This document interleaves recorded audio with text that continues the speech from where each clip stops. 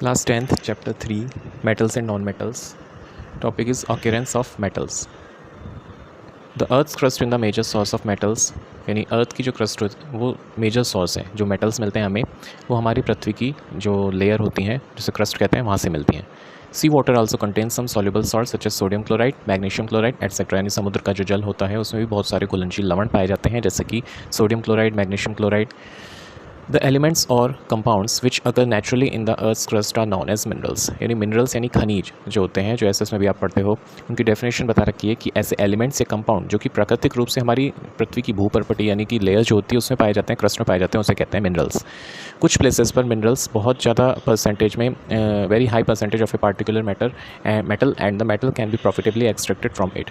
यानी कुछ स्थानों पर मिनरल्स जो होते हैं वो उनमें बहुत ज़्यादा हाई परसेंटेज में किसी कोई विशेष रूप से कोई भी मेटल होती है बहुत ज़्यादा हाई परसेंटेज में पाई जाती है, और ये मेटल जो होती हैं उन मिनरल से बड़े ही लाभदायक तरीके से यानी प्रॉफिटेबली एक्सट्रैक्ट कर दी जाती हैं.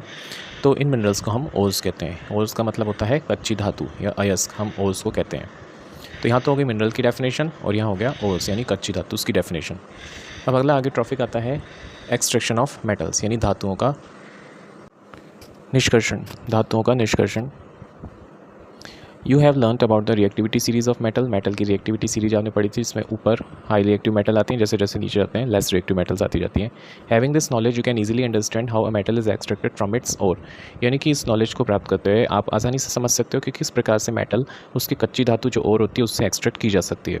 सम metals are found in the earth crust in free state. कुछ मेटल्स तो ऐसी होती हैं जो हमारी पृथ्वी में बिल्कुल फ्री स्टेट में पाई जाती है, मुक्त अवस्था में पाई जाती है, यानी कोई अयस्क वगैरह कुछ नहीं होता, किसी भी दूसरे एलिमेंट के साथ नहीं पाई जाती, कोई भी मेटल है फ्री स्टेट में बिल्कुल पाई जाती है. Some are found in the form of their compounds. कुछ कंपाउंड्स के रूप में दूसरे एलिमेंट्स के साथ जुड़ जाती हैं, कंपाउंड्स बनाती हैं, उनके साथ साथ पाई जाती हैं. The metals at the bottom of the activity series are the least reactive. Reactivity series में पढ़ा था कि जो मेटल्स बॉटम बिल्कुल नीचे पाई जाती हैं वो लीस्ट रिएक्टिव होती हैं, बहुत कम रिएक्टिव होती हैं, ज़्यादा रिएक्टिव नहीं होती हैं. They are often found in a free state, यानी बिल्कुल फ्री स्टेट में पाई जाती हैं. For example gold, silver, platinum and copper, ये सभी फ्री स्टेट में पाई जाती हैं. Copper and silver are also found in the combined state as a sulphide और ऑक्साइड ऑर्स. यानी कि तांबा और चांदी जो होती है वो कंबाइंड स्टेट में पाई जाती है, यानी वो सल्फर और ऑक्सीजन के साथ मिलकर सल्फाइड और ऑक्साइड ऑर्स बनाती है. The metals at the top of the activity series, जैसे कौन सी, potassium, sodium, calcium, magnesium and aluminium, ये बहुत ज़्यादा रिएक्टिव होती हैं और ये कभी भी फ्री एलिमेंट के रूप में हमारी प्रकृति में नहीं मिलती है. The metals in the middle of the activity series जैसे जेडन, Fe, Pb यानी कि जिंक, लोहा यानी आयरन और लेड, ये सभी मॉडरेटली रिएक्टिव होती हैं, ना तो बहुत ज़्यादा हाईली रिएक्टिव है ना ही लेस रिएक्टिव, यानी बीच का मॉडरेटली रिएक्टिव होती हैं.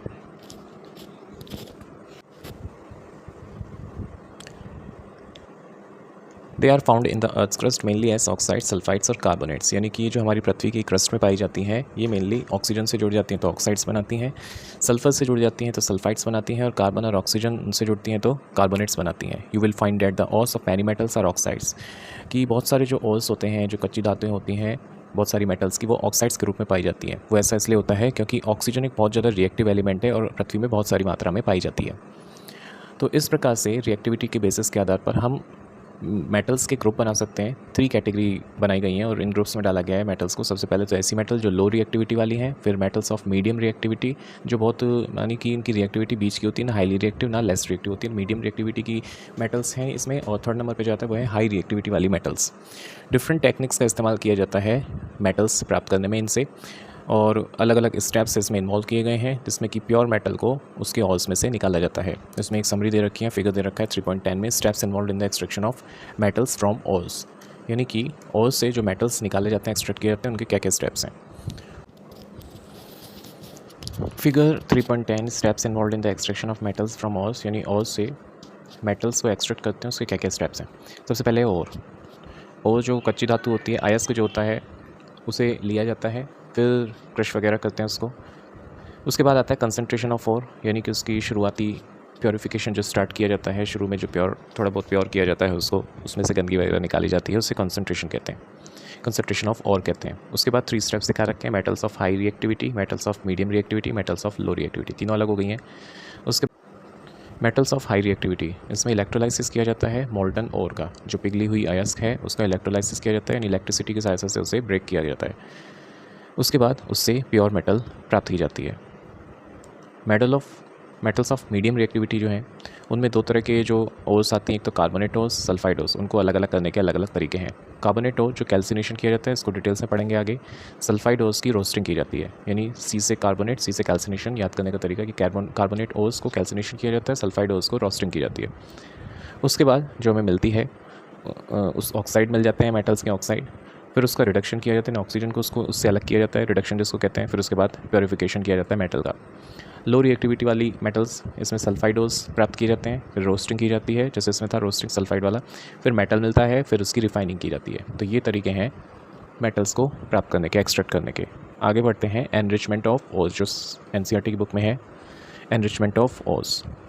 Ores mined from the earth are usually contaminated, यानी कि जो हमें कच्ची धातु मिलती है पृथ्वी से, वो कंटेमिनेटेड होती है, यानी कि दूषित होती है, जिसमें बहुत सारी मात्रा में इम्प्योरिटीज़ मिली रहती हैं, जैसे सॉइल, सैंड, जिसे हम गैंग कहते हैं।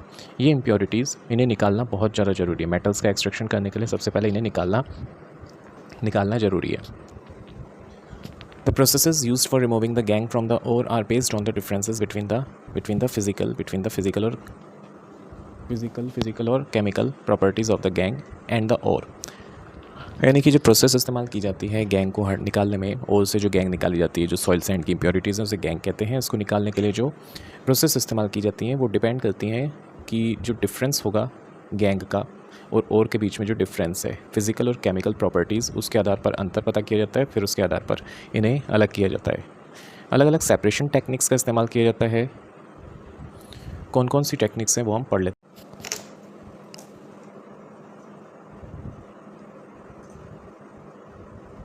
एनरिचमेंट ऑफ ओर्स कैसे प्राप्त की जाती है, तो अभी बताया था जो प्रोसेस यूज़ होती है गैंग निकालने के लिए, ओर से जो ओर है उससे जो गंदगी होती है, उसमें जो सैंड सॉइल की गंदगी होती है, सैंड सॉइल की जो इम्प्योरिटीज़ होती हैं उसको निकालने के लिए, इसे गंदगी को कहते हैं गैंग, इसे कहा जाता है गैंग। इसको निकालने के लिए जो प्रोसेस यूज़ होती है उसमें सबसे पहले तो देखा जाता है difference between the physical and chemical properties of the gangue and the ore. यानी गैंग और ओर में क्या फ़िज़िकल केमिकल प्रॉपर्टीज़, दोनों की जो प्रॉपर्टीज़ हैं उनमें क्या अंतर है, उसके आधार पर मेथड्स यूज़ किए जाते हैं कि किस मेथड को इस्तेमाल करके उसके स्टार्टिंग जो एक्सट्रैक्शन है, एनरिचमेंट है, उसकी स्टार्टिंग किस प्रकार से की जाएगी। तो सबसे पहले इसको क्रश किया जाता है और उसका पाउडर बना लिया जाता है। इसको हम कह सकते हैं पल्वराइज्ड ओर, यानी बिल्कुल जैसे चूरा कर लिया जाता है, ओर को बिल्कुल चूरा करके पाउडर बना दिया जाता है। उसके बाद इस पल्वराइज्ड ओर को सेपरेट किया जाता है फिज़िकल प्रोसेस से। अलग अलग जो फिज़िकल प्रोसेस होती हैं, फिज़िकल प्रोसेस, उनसे अलग किया जाता है। कौन कौन सी फिज़िकल प्रोसेस हैं, जैसे कि hydraulic washing, second is flotation, froth का मतलब झाग होते हैं, फ्लोटेशन।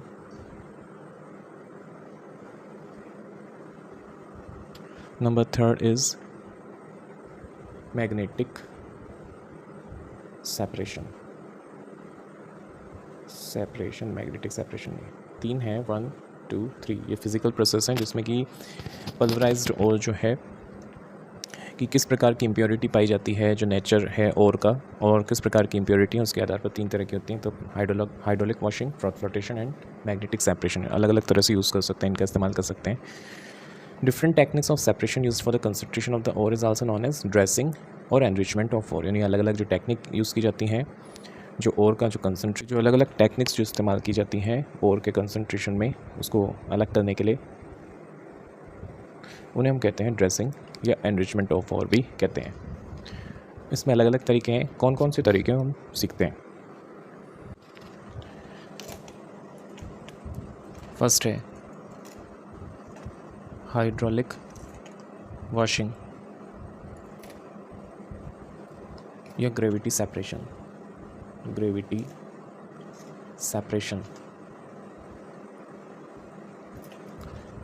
हाइड्रोलिक वॉशिंग या ग्रेविटी सेपरेशन, इसमें क्या करते हैं, सबसे पहले एक स्लोप लेते हैं। स्लोप होता है इसमें जिसमें ग्रूव्स बने होते हैं, अंदर की तरफ जगह बनी होती है, खाँच बनी होती है, ग्रूव्स बने होते हैं इस तरह से। तो the ore particles are poured over a hydraulic classifier which is a vibrating slop table with grooves and a jet of water is allowed to flow over it। यानी इसमें ऊपर, इसके ऊपर हम डाल देते हैं वो जो और है वो इसके ऊपर डाली जाती है, और के पार्टिकल्स इसमें डाले जाते हैं और इसके ऊपर पानी का फ्लो भी तेज़ी से कराया जाता है। एक जेट, वाटर की जेट इसके ऊपर से फ्लो की जाती है। जो डेंसर और होती है, जो थोड़ी भारी होती है, और यदि थोड़ी भारी है वो इन ग्रूव्स में जाकर अंदर सेटल हो जाती है। जो और है वो भारी होने की वजह से इस ग्रूव्स में अंदर जाकर सेट हो गई, अंदर बैठ जाती है। और जो हल्के गैंग पार्टिकल होते हैं, जो धूल मिट्टी के कण हैं, वो पानी के साथ बहकर नीचे चले जाते हैं। ये मेथड जो होता है is use for concentration of heavy oxides ores of lead, tin, iron etcetera. यानी कि ऑक्साइड ओर्स जो हैं, ऑक्साइड ओर्स किसके, लेड, टिन और आयरन, इस तरह के जो हैं उन्हें अलग करने में किया जाता है।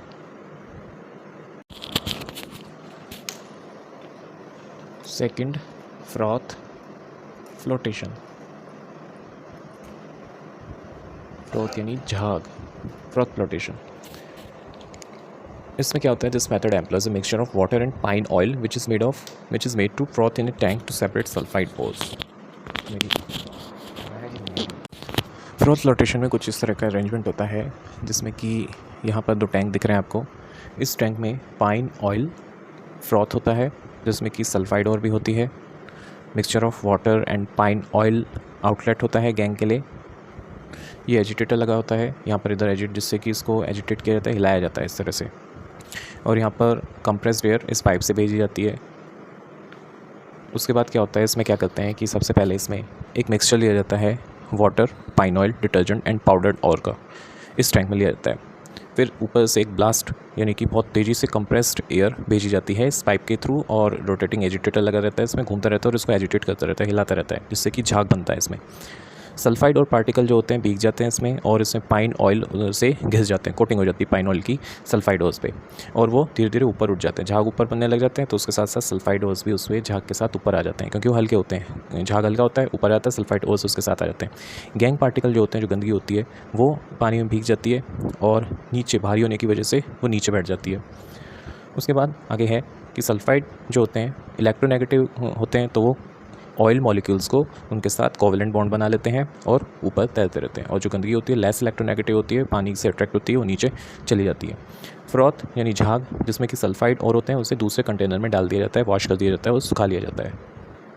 मैग्नेटिक सेपरेशन, जिसमें कि मैग्नेटिक ओर जैसे कि pyrolusite MnO2 and chromite FeO.Cr2O3, इस तरह की जो ओर्स होती हैं, जो मैग्नेटिक प्रॉपर्टीज़ वाली होती हैं, उन्हें मैग्नेटिक प्रॉपर्टीज़, क्योंकि डिफरेंस होता है इनमें गैंग पार्टिकल में, और जो ओर होती है उसकी मैग्नेटिक प्रॉपर्टीज़ में अंतर होता है, तो इस तरह का इस्तेमाल, मैग्नेटिक सेपरेशन का इस्तेमाल उसमें किया जाता है।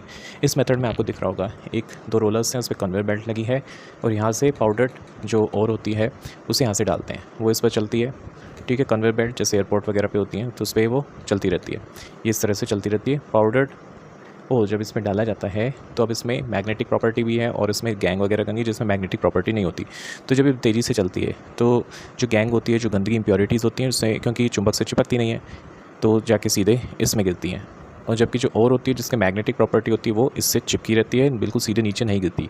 और जो होती है वो इस पर आती है और यहाँ तक आकर वो इस पर चिपकी रहती है, जब नीचे आती है तो इस पर अलग से होकर गिर जाती है, यानी अलग से सेपरेट होती है। गंदगी क्योंकि इससे मैग्नेटिक नहीं होती, वो तेज़ी से आकर इससे ऐसे गिरती है सीधी। और जो और होती है, जिससे मैग्नेटिक प्रॉपर्टीज़ होती हैं, वो इससे थोड़ी देर तक चिपकी रहती है और बाद में आके यहाँ पर अलग से सेपरेट हो जाती है, उसका अलग से ढेर बन जाता है। तो 2 चीज़ अलग होगी, तो नॉन मैग्नेटिक हो गया, पार्टिकल्स जो गंदगी है नॉन मैग्नेटिक है, वो अलग से गिर गई इसमें, मैग्नेटिक प्रॉपर्टीज़ वाले इसमें जो कि और होती है वो इसमें अलग से गिर जाती है, इकट्ठी हो जाती है।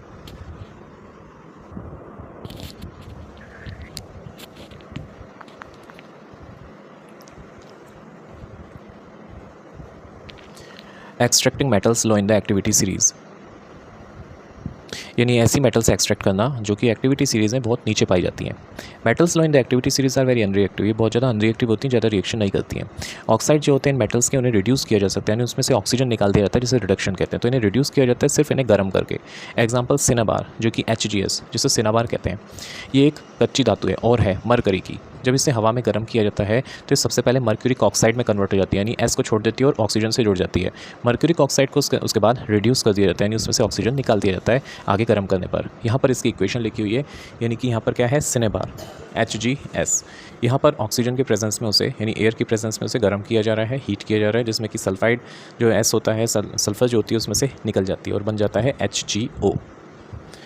उसके बाद उसे और आगे गर्म करते हैं तो उसमें से ऑक्सीजन निकल जाता है और खाली Hg यानी जो मरकरी होती है वो रह जाती है। इसी तरह से कॉपर जो कि Cu2S के रूप में पाया जाता है, उसे सिर्फ जैसे ऊपर गर्म किया था उसी तरह से गर्म करके Cu2S, अब इसको कॉपर सल्फाइड को गर्म किया जाता है, ऑक्सीजन के प्रेजेंस में गर्म किया, वही ऑक्सीजन जुड़ गई, जैसे इसमें ऐसा अलग हो गया ऑक्सीजन जुड़ गया, यहाँ भी ऐसा अलग हो गया और ऑक्सीजन जुड़ गया है। अब क्योंकि ये ऑक्सीजन से बॉन्डिंग बनाने में ज़्यादा इंटरेस्टेड है तो ये एस को छोड़ दिया, इसने ऑक्सीजन से जुड़ गया, ठीक है। एफिनिटी इसकी ऑक्सीजन के प्रति ज़्यादा है, तो उसके बाद SO2 अलग हो गया। उसके बाद CO2 को और गर्म करते हैं, यहाँ पर CO2 को O को इनको गर्म किया जाता है और ज़्यादा गर्म किया जाता है तो कॉपर अलग हो जाता है, SO2 अलग हो जाता है। Extracting metals in the middle of the activity series. अब बात करते हैं जो एक्टिविटी सीरीज़ के बीच में पाए जाते हैं मेटल्स, उन्हें एक्सट्रैक्ट करना। Metals in the middle of the activity series such as की आयरन, जिंक, लेड, कॉपर, ये मॉडरेटली रिएक्टिव होते हैं। These are usually present as sulphide और कार्बोनेट इन नेचर, यानी कि इनमें जो इम्प्योरिटी पाई जाती है वो सल्फाइड और कार्बोनेट्स की होती है, तो इन्हें मेटल के रूप में, ऑक्साइड से मेटल के रूप में प्राप्त करना बहुत आसान होता है as compare to it sulphides and carbonate. Sulphide और कार्बोनेट के रूप के बजाय ऑक्साइड। तो इस प्रकार से रिडक्शन से पहले जो मेटल सल्फाइड्स और कार्बोनेट हैं उन्हें मेटल ऑक्साइड्स में बदला जाता है। सल्फाइड और को ऑक्साइड्स में बदल दिया जाता है, कैसे? By heating strongly in the presence of excess air, अत्यधिक वायु की मात्रा में इन्हें बहुत ज़्यादा गर्म किया जाता है, जिसे कहते हैं रोस्टिंग।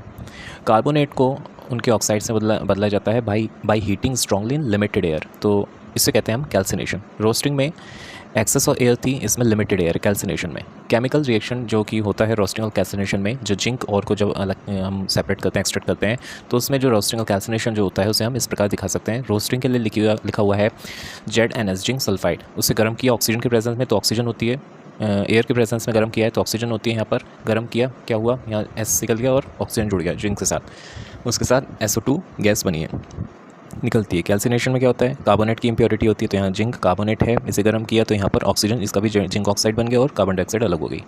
मेटल ऑक्साइड उसके बाद उनको रिड्यूस किया जाता है, यानी जो ऑक्साइड जुड़ गई, ऑक्सीजन जुड़ गई, ZnO, इसमें जो ZnO है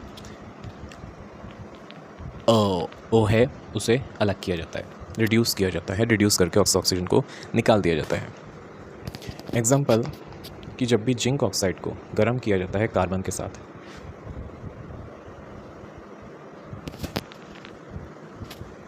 कैल्सिनेशन, जिंक कार्बोनेट, यहाँ कार्बोनेट की इम्प्योरिटी है, इसे गर्म किया तो यहाँ पर जिंक ऑक्साइड बन गया और कार्बन डाइऑक्साइड बन गया।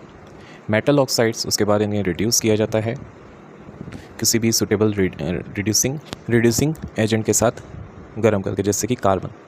एग्जाम्पल दे रखा है, जब भी जिंक ऑक्साइड को कार्बन के साथ गर्म किया जाता है, जिंक ऑक्साइड को कार्बन के साथ गर्म किया जाता है, जो जिंक अलग हो गया और कार्बन ऑक्सीजन से जुड़ गया, यानी कार्बन ऑक्सीजन के साथ जुड़ना पसंद करता है, तो यहाँ से कार्बन ऑक्सीजन से जुड़ गया, CO2 अलग हो गई, जिंक अलग रह गया।